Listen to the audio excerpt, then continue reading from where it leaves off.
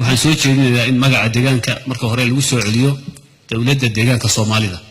maadaama shacab ahaan dad Soomaaliyeed aan nahay haddii ay noqoto in dad Soomaali oo kale ay wadan jaari ku nool yihiin lama badanka qoomiyadaha geeska periphery Ethiopia deegaan oo dhan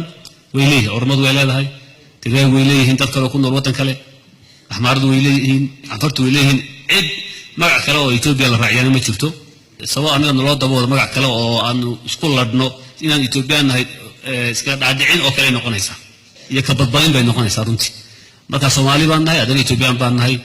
dalka wixii maartay xuquuq ka jirana waan qaadanaynaa laakiin magac anagii kolka wadada socoto Soomaali baa tahay magac kale oo dheeraad ah milhi kolka wadada lagu taagay marka in magaceena asteynteena aan qaadano inay muhiim tahay cid walba arinta dood ka qabtana aan la fariisano oo kala doodnayaan diyaar u nahay saasa horta fikirka keenay uu yahay Soomaalinimadan inaan ka cararno ma horta weynaan ku faanaa Soomaalidoo dhanna astaan bay u tahay maaragtay xidigta iyo buluuga Djibouti tusaalahan baa loo soo qaadan karaa iyo meelo kale waa maalin taariikha madaxweynaha ayaa nasiib u helay inuu soo celiyo dadka hidihii dhaqanka u lahaa iyadoo la ixtiraamayo abayaasheen iyo awoyaasheen halganka ay soo galeen iyo wixii ay noo garteen xilliga ay xorta ahaayeen iyagoo xor ay tashadeen waan ogtiin xilliga iyagoo xor ay tashadeen in hal mar oo kaliya ahayd xilligii dawladda la asaasiyo intii ka dambeysay oo dhan wixii la sameeyay wixii la kala bedelay runtii ma aynan ahayn waxyaalo shacabka laga tishay